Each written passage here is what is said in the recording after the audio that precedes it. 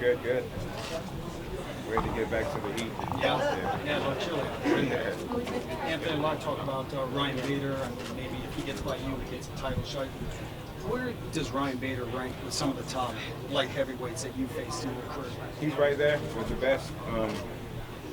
But he's fought the who's who of mixed martial arts so far, except for Alexander and Daniel. He's on a 5-fight win streak. He's legit. He's nothing to play with. You can't take him for granted. Speaking of title shots, do you feel you get by Bader, you're right back in the mix? Should it be next? I haven't thought about it at all. You know, there's been so much talk about a title shot for Bader. It hasn't crossed my mind what's next for me. I'm just here to fight. Does the cold actually really throw you off your game? In all honesty, does that mess you up at all? No, because whenever you want to fight, you're gonna fight, no matter how hot it is, no matter how cold it is. I'm not the Miami Heat that's gonna complain about cramping and all that. You know, during the big show.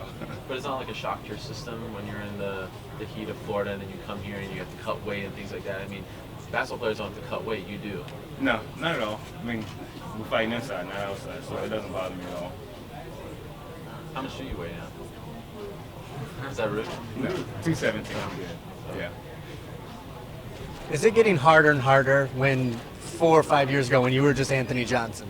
Now you're Anthony Rumble Johnson and everyone comes to see you and you got to go do this and do that. Is it harder to focus on a fight and train for a fight when you got all these pit stops to make and other stuff to do added to your schedule?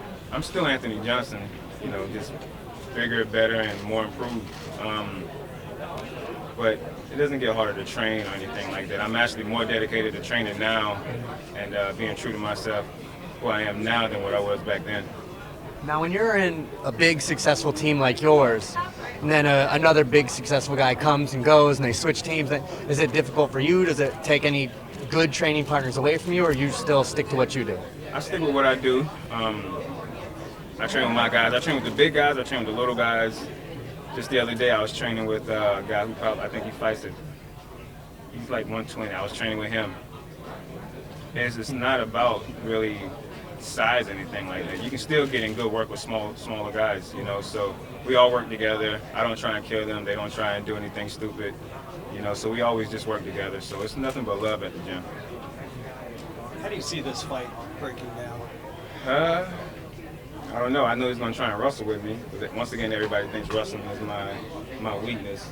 You know, but if he wants to wrestle, come on. Takedown defense going to be the key?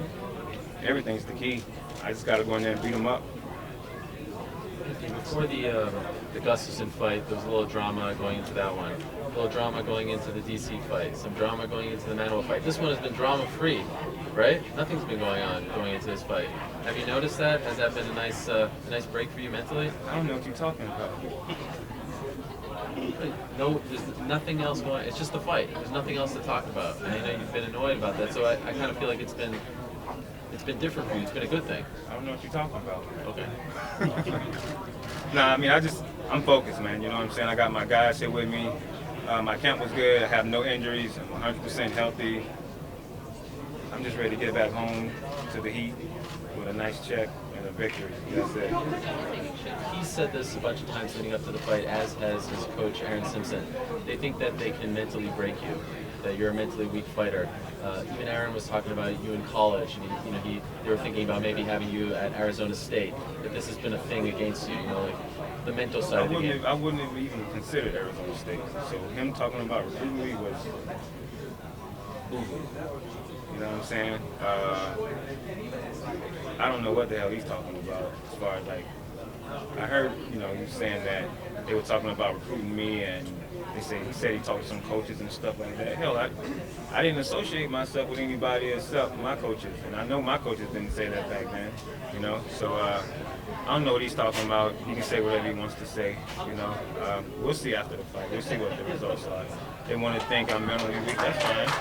I hope they go into the fight with that mindset, because they're in for a long night if they do. And some would say, okay, if the fight ends early, that's to your advantage. If it drags, that's to his advantage. Does a part of you want to take this longer so that you can prove you can go into the championship rounds? All I can say is keep your hands up and your chin down. That's all I can say, because I can end you in any round I want to. Anthony, Super Bowl, Carolina or Denver, and why? I want, you know what? My boy over there, he's a Carolina Panther hardcore, so I don't want to like get on his bad side. But you know, Demarius Thompson, he's from my school, from my town, so we're really good friends. I want him to win a Super Bowl. You know, it's the second time going there with the man himself, Peyton Manning. You know, he would make we're all proud of him anyway, regardless if he wins the Super Bowl or not. But then, you know, we got Cam Newton, who's also a Georgia boy. And Carolina also has another guy who's from the county next to mine. It's a really small town. I can't remember his name right now. But he's playing in the Super Bowl, you know, obviously. But whoever wins, I'll be happy for, man, because they represent all of us. I don't know, I might go half Broncos, half Carolina Panther jersey. I don't know. Perfect. Anthony, just one more thing on the mental stuff for him. In the past, when he's gone frustrated, it hasn't happened as of late in his winning streak, but he's opened himself up. Like against Machida, he gets frustrated, gets knocked out. It's happened typically in all of his losses, even though he's had a few. Do you feel like that could be something to your advantage? Like you say that people underrate your wrestling. If you stuff a few of those takedowns, then you'll be open for the knockout. We'll see. We'll see if he gets frustrated. I have to go in there and do my thing. I gotta be myself. I'm not gonna fall into whatever he wants me to fall into. You know what I mean? You know, everybody thinks that, you know, he's just gonna go in for a takedown. He's not that dumb to go in just for a takedown. He's definitely gonna have to set it up if he gets a takedown. And if he gets in, he's gonna have to work for it. You know, I got taken down what? I think Daniel took me down twice out of 7 attempts or something like that. That's not bad at all against, you know, an Olympian. Mm-hmm. You know, but still everybody thinks that's my weakness. And if you think that's my weakness, cool. I'll let you think that. I'm gonna keep knocking people out. Cause you know why they got knocked out? Because they couldn't take me down. You know what I mean? So we'll see. We'll see what happens. Any more questions? All right. Thank you. Good.